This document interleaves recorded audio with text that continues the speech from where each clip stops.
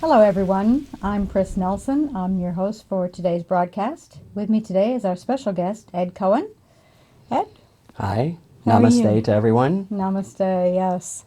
And so today we're going to be talking about Mind the Gap.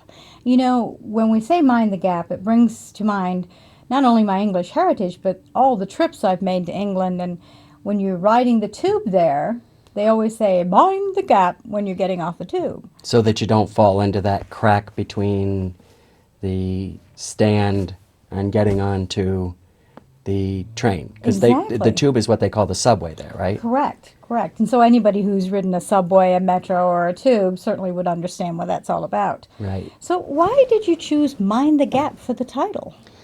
Well, we chose Mind the Gap for the title because Mind the Gap is really about a series of gaps that have come up recently, that are continuing to come up, that we as leaders need to be on the lookout for. And I'm actually going to be talking about this in Lincoln, Nebraska, in a jointly sponsored event by the Lincoln chapter of ASTD and Southeast Community College. And that's coming up on March 18th, Wednesday, March 18th, and it's going to be at the Embassy Suites. And there's also an executive breakfast that's planned that morning. That'll go from 8:30 to 9:30. So I'm actually looking forward to going to Lincoln, Nebraska, even though I'm probably going to be quite cold there compared to where we are here today in Hyderabad, India. I hope you're packing your thermal underwear for this trip. I will determine if I need that or not.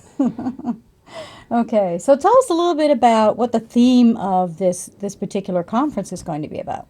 Well, it's actually not a conference. It's Okay, actually a workshop that I'll be doing, okay, and it will be handling how to close the resource gap from the outside in, and how companies should be looking at what are their resource gaps that they have, and then how they can go about filling those gaps, either through succession planning or competency building or whatever it happens to be. And since we came up with this topic, there's been many new things that have hit the news and lots of new challenges that people have.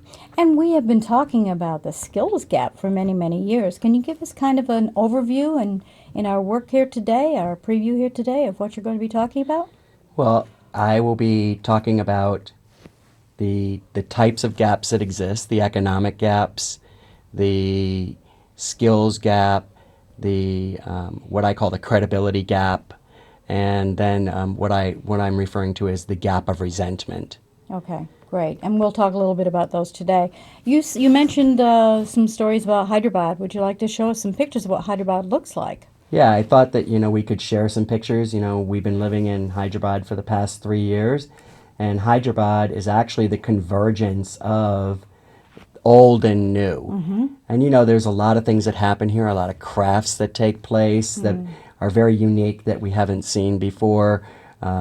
There's the old city, which has its charm and a very large population.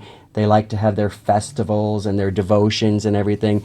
In fact, the largest one that I can think of is the Ganesh Festival, where they parade the Ganesh statue to the lake every single year, and there's hundreds of thousands of people.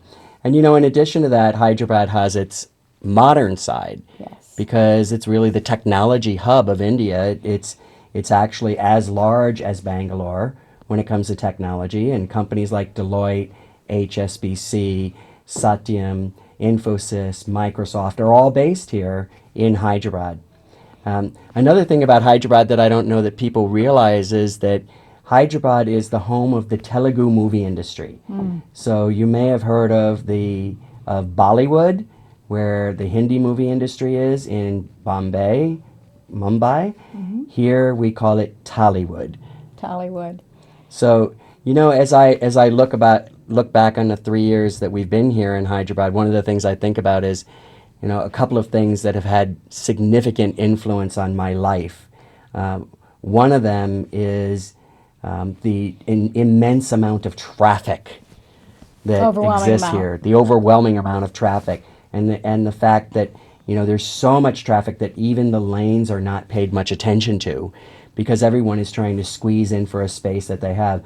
And I think that no matter where I end up living after this, I will definitely laugh whenever people say this is rush hour traffic and that there's a lot of traffic, because I think until you've been to India, you don't really understand what the magnitude of the traffic is. That's definitely true. So, and the other thing that's been influencing for me is the children. And, we spent a lot of time with our organization working with Syria Orphanage, and they have really touched us. These are children from age of 3 to 13, all orphaned and abandoned children. And one of the key things about this that's really touched me and changed me forever is the fact that there are more than 11 million orphaned children in India today. Yes. And that's just a very sad state of affairs, but it is what it is, and we're trying to help as much as we can. So that's Hyderabad. That is Hyderabad. It's quite a blend. Yes, of Quite the a old blend. and the new, of the wealthy and the poor, of the beautiful and the not so beautiful. That's true. And I'm certain that there are lots of lessons that we'll each take from this experience as we go into Exactly. whatever our future may hold. Exactly.